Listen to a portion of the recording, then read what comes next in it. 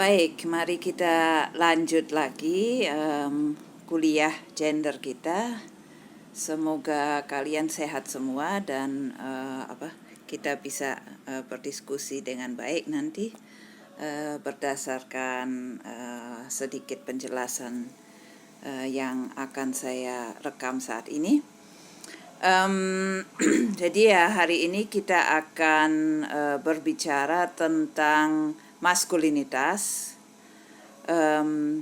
Saya akan mencoba untuk menambahkan sedikit dari bacaan yang mungkin sudah kalian baca dari Michael Kimmel.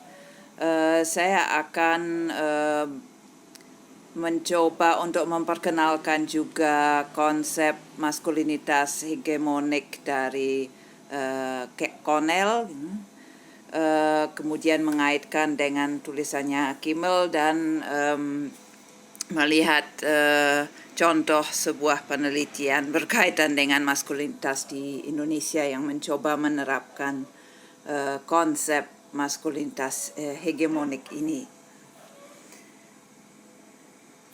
Nah, jadi sebagai dasarnya yang sebenarnya pasti sudah kita ketahui dari kuliah kita minggu lalu dan minggu sebelumnya, bahwa bukan hanya femininitas tapi juga maskulinitas merupakan hasil konstruksi sosial. Ini mungkin perlu ditekankan lagi karena sering sekali ketika berbicara tentang kajian gender, kemudian kita berfokus pada feminisme dan lebih khusus berfokus pada persoalan-persoalan perempuan.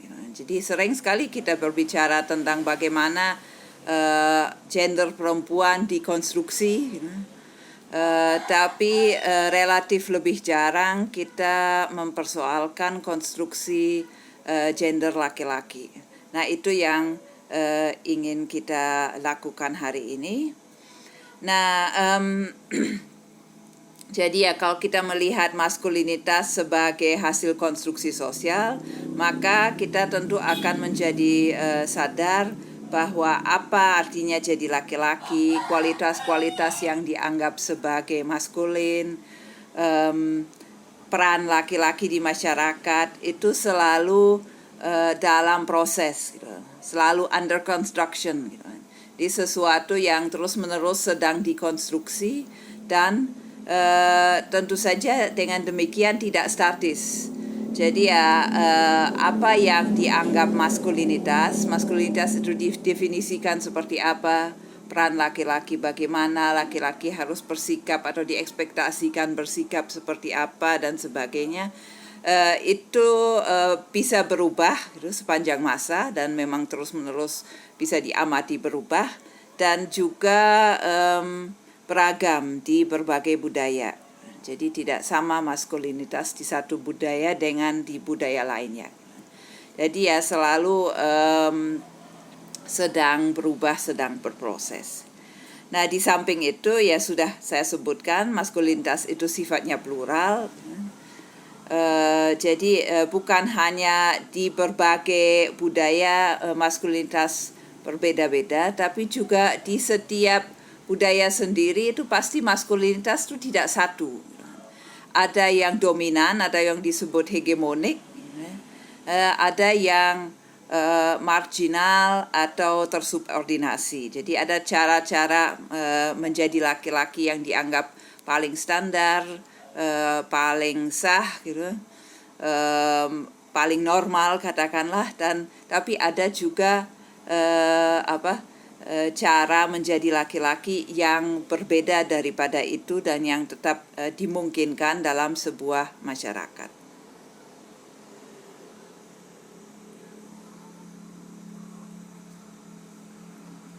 Nah, baik, memasuki persoalan maskulinitas hegemonik ini yang dirumuskan Connell terutama dalam bukunya yang judulnya itu Masculinities.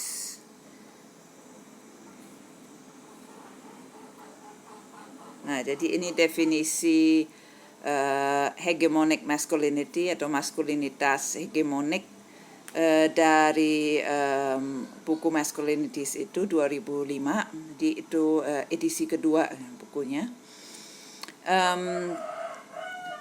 Jadi ya maskulinitas hegemonik bisa didefinisikan sebagai konfigurasi praktek gender yang berkaitan dengan, ya saya tidak bisa saya terjemahkan secara harafiah, yaitu embodies apa ya dalam bahasa Indonesia, yang memberikan jawaban yang yang paling bisa diterima di saat itu terhadap legitimasi patriarki. Jadi ya maskulinitas hegemonik ini adalah maskulinitas yang menjadi bagian dari sistem patriarki dan melegitimasi sistem itu. Jadi maskulinitas yang dominan di saat itu dan dengan maskulinitas itu seakan-akan membenarkan posisi dominan laki-laki di atas perempuan. Nah, tepatnya seperti apa bentuknya? Ya berubah-berubah. Jadi ya di setiap masa ataupun di setiap masyarakat yang disebut sebagai maskulinitas hegemonik ini bisa berbeda, tapi selalu menjadi bagian dari pertahanan tatanan gender patriarkis yang berlaku di saat itu, di tempat itu. Nah, tentu saja seperti yang saya katakan tadi, maskulinitas itu selalu plural. Jadi dalam sebuah masyarakat selain maskulinitasnya yang sedang hegemonik, ada maskulinitas lain. Nah, di sini Connell menyebut maskulinitas yang tersubordinasi. Di sini mungkin contoh yang paling jelas adalah maskulinitas gay, gitu. Ataupun sebenarnya maskulinitas orang-orang yang bukan gay tapi dianggap banci, dianggap serupa perempuan, gitu, dibully, gitu, dengan dengan dianggap kurang maskulin, gitu kan. Nah, itu juga bisa dimasukkan ke maskulinitas yang tersubordinasi. Jadi ya umumnya tersubordinasi ini dikaitkan dengan laki-laki yang dianggap kurang maskulin dan dengan demikian dianggap feminin, gitu. Jadi selalu ada oposisi biner seperti itu. Kalau feminin berarti kurang maskulin, dan itu membuat orang diejek, direndahkan, dibully dan sebagainya. Nah, kemudian yang kedua selain maskulinitas hegemonik yang disebut oleh Connell itu maskulinitas yang komplisit, gitu kan. Jadi complicity itu kan ketika seseorang itu pada dasarnya bekerja sama atau ikut serta, gitu kan, dalam sesuatu. Di sini yang dimaksudkan adalah laki-laki yang mungkin tidak sepenuhnya menghidupi ideal maskulinitas hegemonik itu, tidak sepenuhnya mengikuti norma-normanya, tapi tetap mendukungnya, gitu. Dan karena itu ya tetap diuntungkan oleh patriarchal dividend. Patriarchal dividend ini maksudnya keuntungan yang didapatkan laki-laki secara komunal dari sistem patriarkis yang ada. Jadi dalam sebuah tatanan gender yang patriarkis, laki-laki secara komunal itu diuntungkan, misalnya mendapat gaji lebih, mendapat pelayanan tertentu, bisa mengakses banyak hal yang tertutup bagi perempuan, itu itu yang disebut sebagai patriarchal dividend, di keuntungan yang didapatkan laki-laki dari sistem patriarkal.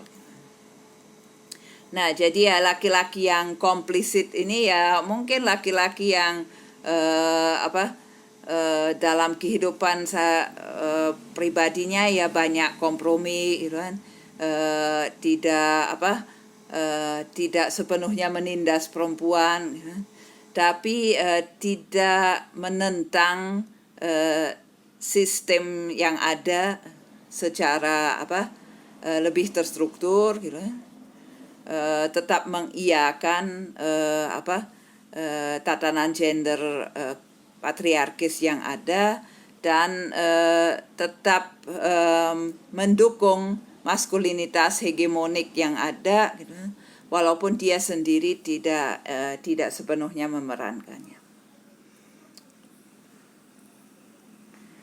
Nah, menariknya memang Cornell karena selalu mengaitkan kajian gendernya juga dengan persoalan-persoalan global. Jadi di buku Masculinities-nya ini pun dia kemudian membahas apa kaitan antara konstruksi maskulinitas hegemonik dengan imperialisme. Dan contoh yang diberikannya ini saya pikir menarik, makanya saya ambil di foto ini. Jadi dia bercerita bagaimana di masa kecilnya dia besar di Australia ya gitu. Salah satu permainan yang sangat umum antar laki-laki adalah bermain cowboy dan Indian. Di masa kecil saya di Jerman juga itu menjadi permainan yang digemari ya, memang terutama anak laki-laki, perempuan lebih jarang ikut itu permainan itu. Nah, itu kan sebenarnya permainan yang yang berkaitan erat dengan sejarah imperialisme. Jadi bagaimana Amerika Serikat itu ya, atau benua Amerika itu dimasuki oleh orang Eropa dan kemudian diambil alih, sedangkan penduduk lokalnya dimarginalkan, kan itu sebenarnya sejarahnya. Tapi sampai sekarang saya rasa menjadi permainan anak-anak yang sangat populer ya di kalangan anak-anak, paling tidak di negara-negara barat, tanpa seakan-akan itu tidak menjadi persoalan. Kalau sekarang saya lihat kadang-kadang dipersoalkan, tapi saya yakin masih ada sebenarnya. Nah, ini hanya salah satu contoh bagaimana ini kan permainan juga bagian dari konstruksi maskulinitas. Bagaimana konstruksi maskulinitas ini tidak terpisahkan dari imperialisme. Dan di sini juga Cornell mengatakan betapa konstruksi maskulinitas Eropa dan Amerika itu berkaitan erat dengan kekerasan global yang menjadikan budaya Eropa dan Amerika itu dominan.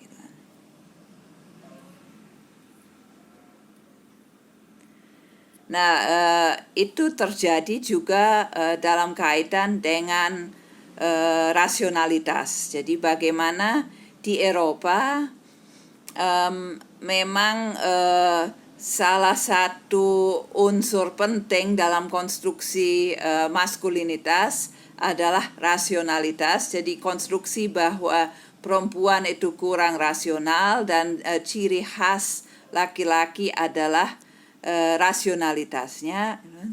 Nah, di saat yang sama juga peradaban Barat didefinisikan sebagai yang memiliki atau yang rasionalitasnya lebih tinggi, gitu, atau yang memang sepenuhnya memegang rasionalitas itu, sedangkan dunia yang lain itu gelap, gitu kan, primitif, gitu kan, tahyul, gitu kan.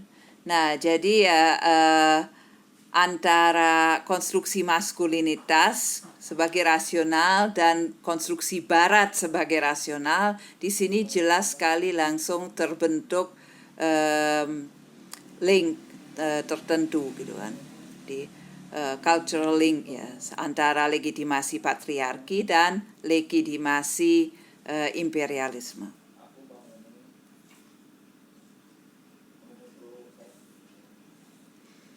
Nah, dalam konteks global saat ini,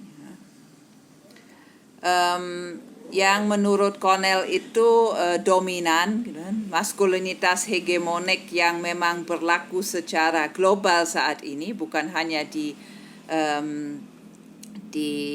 satu negara, gitu kan, satu masyarakat terbatas, tapi punya pengaruh global, itu disebutnya sebagai transnational business masculinity. Jadi ya ini maskulinitas yang merujuk pada para manajer di perusahaan transnasional, jadi di korporasi. Itu bukan berarti bahwa mayoritas laki-laki itu seperti itu, gitu kan. Maskulinitas hegemonik itu biasanya hanya bisa sepenuhnya diperankan oleh sebagian kecil laki-laki, gitu. Tapi menduduki posisi hegemonik di masyarakat dalam arti dalam imajinasi banyak laki-laki, itulah idealnya, itulah standarnya. Jadi ya yang menduduki posisi itu saat ini menurut Connell adalah transnational business masculinity ini. Ciri-cirinya adalah egosentrisme yang semakin tinggi, jadi berfokus pada karirnya sendiri, kesuksesannya sendiri. Loyalitas yang sangat kondisional, gitu kan. Jadi bahkan sebelumnya ya digambarkan Connell, sebelumnya ada konsep seseorang itu sangat setia pada perusahaan di mana dia bekerja, gitu. Ada semacam rasa tanggung jawab di situ. Nah, itu semakin hilang. Jadi bahkan loyalitas pada korporasi itu lebih kondisional, dalam arti ya bisa saja berubah, bisa saja beralih ke perusahaan lain kalau itu lebih menguntungkan, gitu. Jadi sangat berfokus pada diri sendiri dan karir sendiri. Nah, terkait dengan itu juga rasa tanggung jawab yang semakin menurun terhadap manusia lain di sekitarnya. Nah, tentu saja termasuk kepada karyawan atau buruh di perusahaan transnasional di mana manajer ini bekerja. Nah, dunia kerja para manajer ini digambarkan penuh stres, penuh persaingan. Jadi persaingan antar laki-laki menjadi sangat penting. Dan selalu para manajer ini selalu merasa bahwa yang lain mengawasi. Jadi harus selalu menata diri terus-menerus supaya tampil prima, tampil paling maskulin dengan sempurna, gitu kan. Nah, itu membuat mereka berfokus pada cara memanage tubuhnya, emosinya, keuangannya dengan cermat demi menata hidupnya dan karirnya sendiri itu. Jadi ya semuanya sangat berfokus pada diri sendiri dengan karirnya dan kesuksesannya. Juga pada persaingan dengan laki-laki lain. Nah, jadi itu yang dari Connell tadi, serba singkat. Bagi yang ingin lebih tahu, silakan dilihat di buku Masculinities. Itu buku yang cukup menarik untuk kajian maskulinitas. Nah, kemudian secara singkat saja karena bisa kalian baca sendiri dan tulisan Kimmel yang menjadi bacaan kita hari ini saya rasa tidak terlalu sulit dibaca, jadi bisa dipahami sendiri. Kimmel ini seorang sosiolog Amerika Serikat yang fokusnya itu memang terutama pada kajian gender dan banyak menulis tentang maskulinitas. Berbeda dari Connell, Kimmel ini memang lebih berfokus pada konteks budaya Amerika Serikat. Sedangkan Connell sudah kita lihat lebih mengglobal perhatiannya. Dia juga pendiri sebuah jurnal yang penting di bidang kajian maskulinitas ini yang judulnya Men and Masculinities.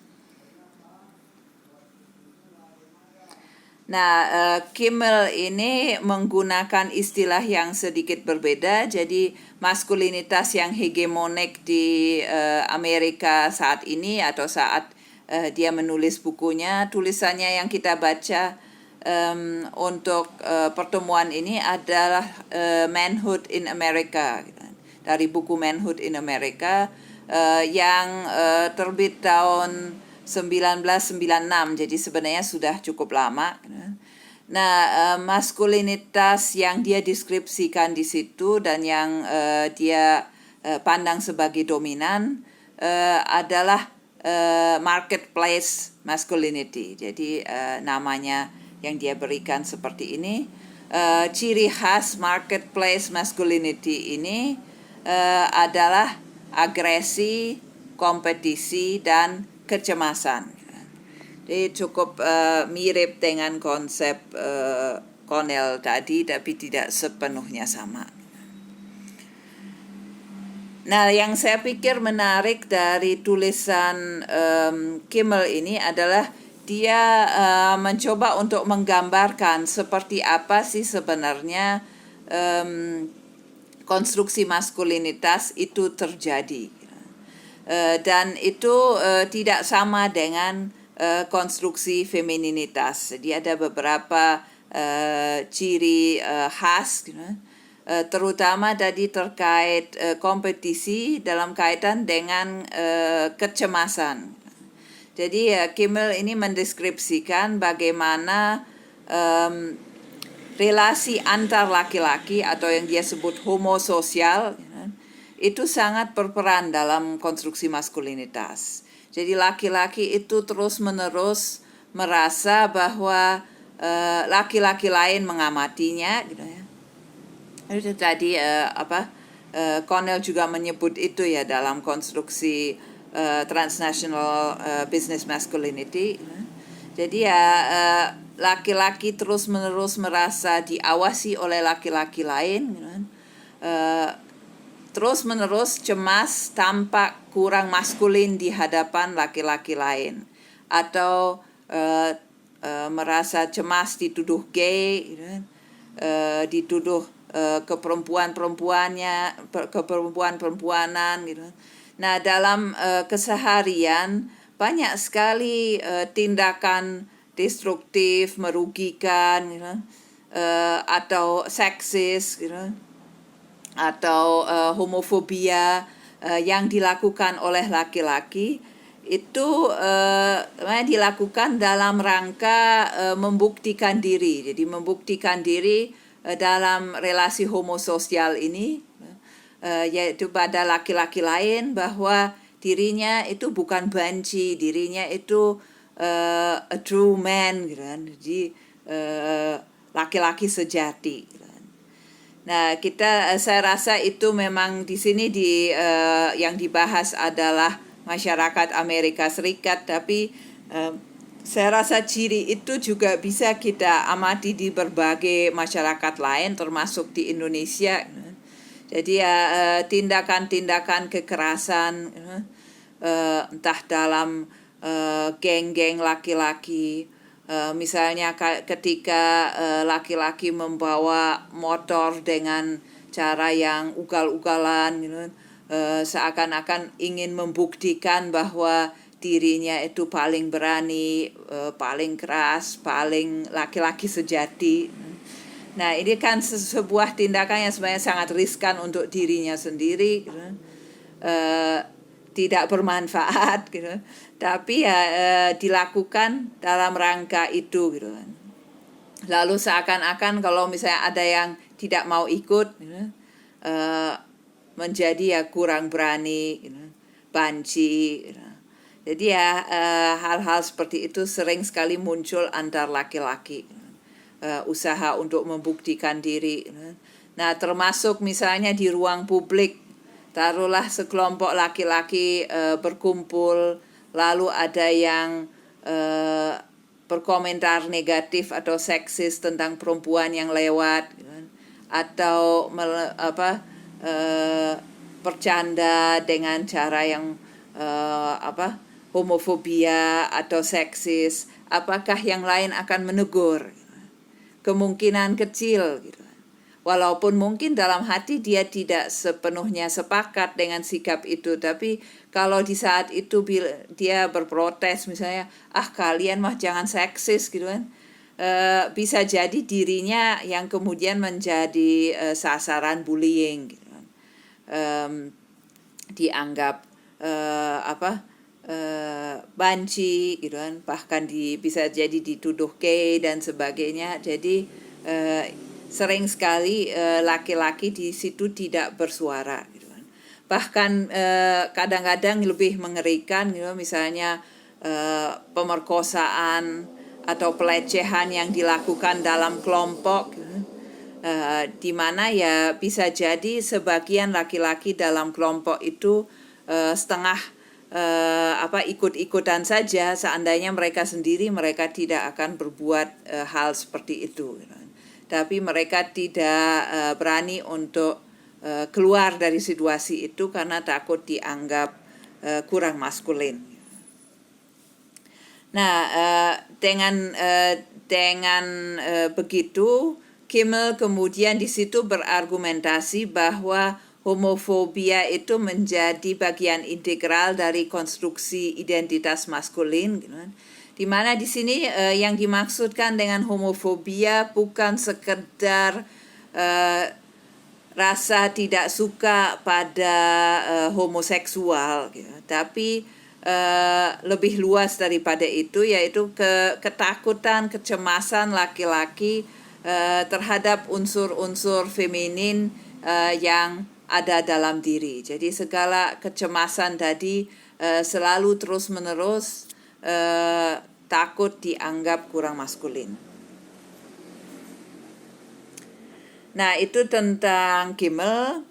Kemudian sekilas ya tentang artikel dari seorang sosiolog Australia yang lain, Pam Nealon, yang memang banyak menulis tentang Asia, budaya Asia, termasuk tentang Indonesia. Dan saya menemukan artikel ini di jurnal Indonesia and the Malay World. Saya pikir menarik sebagai contoh di sini karena Nealon di sini menggunakan konsep maskulinitas hegemoniknya Connell untuk menganalisis maskulinitas di Indonesia. Jadi mari sekilas kita simak. Jadi ya menurut Nealon dalam artikelnya ini, apa sih ya maskulinitas hegemoniknya di Indonesia? Nah, selama Orde Baru itu sangat jelas menurut Nealon, yaitu maskulinitas hegemonik itu terdefinisikan lewat bapaisme, gitu. Jadi Soeharto sebagai bapak pembangunan, kemudian ya para bapak laki-laki yang memposisikan diri sebagai bapak dalam dalam konteks itu, gitu kan, mengikuti maskulinitas yang diperankan oleh presiden. Itu cukup tunggal di Orde Baru. Jadi ada satu model ini yang sangat mendominasi, yang kemudian disebut dengan istilah papaisme. Nah, di masa sekarang agak lebih plural maskulinitas yang ada, bahkan yang hegemonik itu tidak bisa didefinisikan dengan begitu jelas. Papaisme ala Orde Baru itu masih berperan, tapi tidak satu-satunya. Nah, dia menggambarkan juga salah satu imaji yang dia amati juga dari media, misalnya yang sepertinya menjadi imaji maskulinitas yang dominan, yang hegemonik di Indonesia, yaitu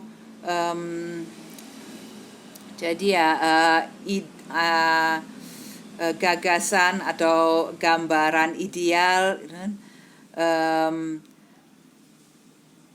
laki-laki kelas menengah urban gitu kan, pencari nafkah dan konsumen gitu kan.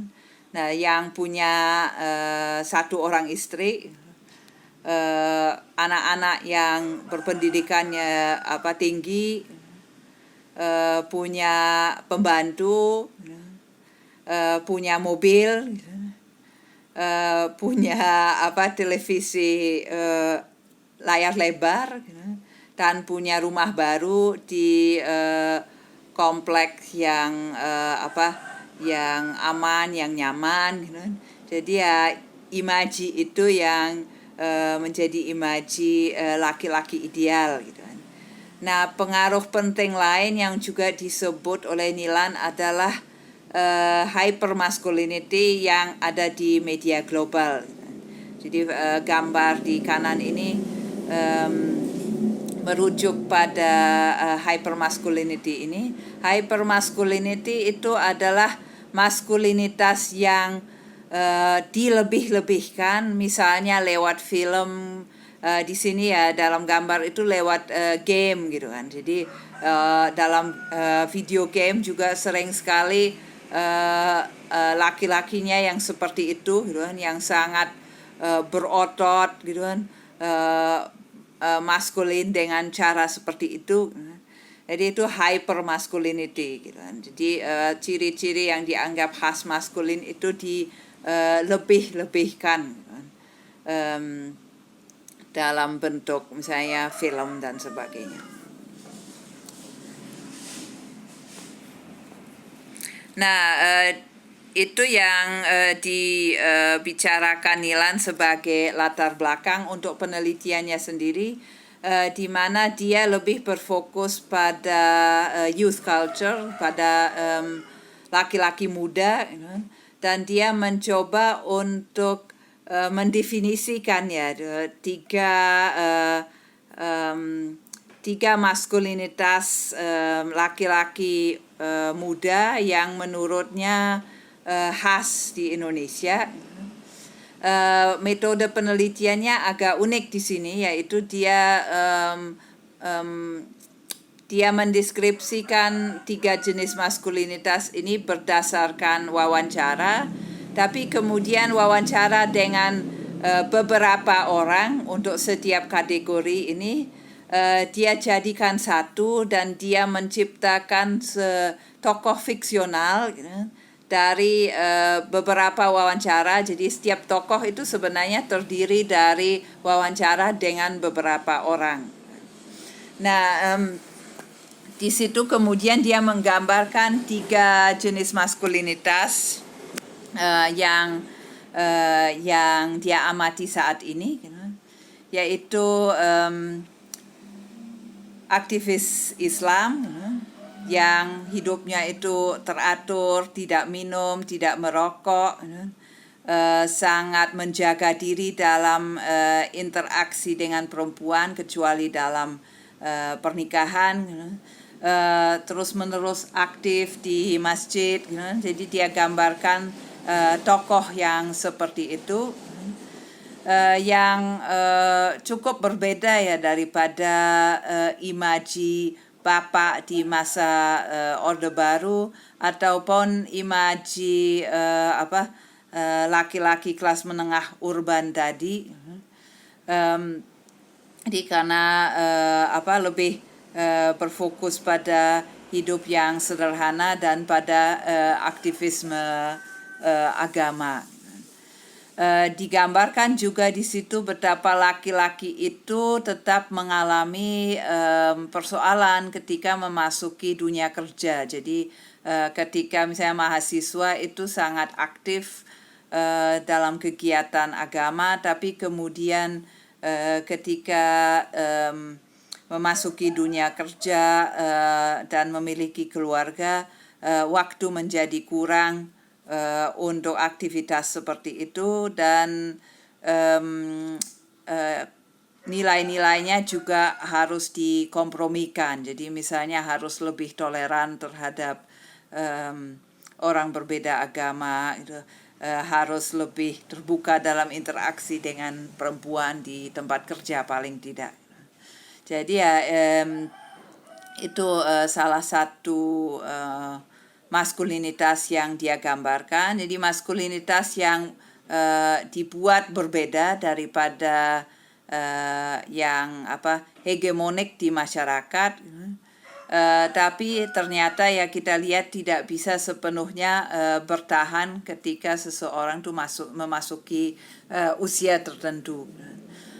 Bagi saya sih agak sedikit bermasalah ya deskripsi yang ini, karena dia sekedar menggeneralisasi aktivis Islam itu sebagai lulusan pesantren tanpa membedakan jenis pesantren. Jadi ini mewakili laki-laki muda Islam yang mungkin kalangan yang relatif berideologi agak radikal, menginginkan negara Islam dan sebagainya. Tentu saja misalnya lulusan pesantren tradisional NU umumnya tidak akan menjadi seperti itu. Jadi ini agak terlalu menggeneralisasi. Nah, kemudian yang kedua yang dia deskripsikan, jenis maskulinitas, itu profesional muda dengan gaya hidup urban, hidup di kota besar, minum, merokok, masih tinggal di rumah orang tua, jadi belum menikah, mencari pasangan sesama profesional, tapi dia gambarkan tokohnya belum menemukan pasangan,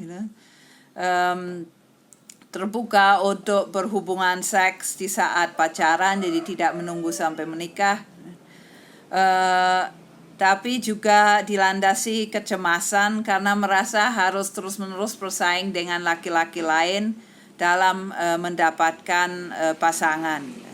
Jadi ya merasa dikalahkan oleh laki-laki lain yang mungkin karirnya lebih cemerlang dan sebagainya. Jadi ini yang kedua. Yang ketiga itu seorang preman. Jadi laki-laki yang mungkin oleh orang tuanya dianggap sebagai anak yang gagal, yang nakal, yang kemudian terlibat tindakan kriminal, mengkonsumsi narkoba, mendefinisikan maskulinitasnya lewat kekuatan fisik dan tindakan-tindakan kekerasan. Nah, menurut Nilan tetap 3 jenis maskulinitas ini, maskulinitas laki-laki muda, itu memang bukan sepenuhnya maskulinitas hegemonik, tapi juga tidak sepenuhnya bisa menjadi alternatif. Dan ketiga laki-laki ini tetap berorientasi dengan memandang ke laki-laki yang lebih senior, dan pada akhirnya kemungkinan besar akan menjadi atau lebih mendekati yang hegemonik juga, paling tidak yang 2 yang pertama.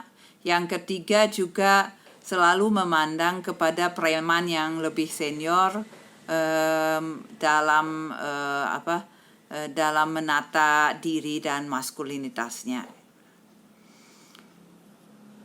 Nah, jadi ya ini sebagai contoh bagaimana memang konsep soal maskulinitas yang plural dan maskulinitas hegemonik itu digunakan dalam studi tentang Indonesia.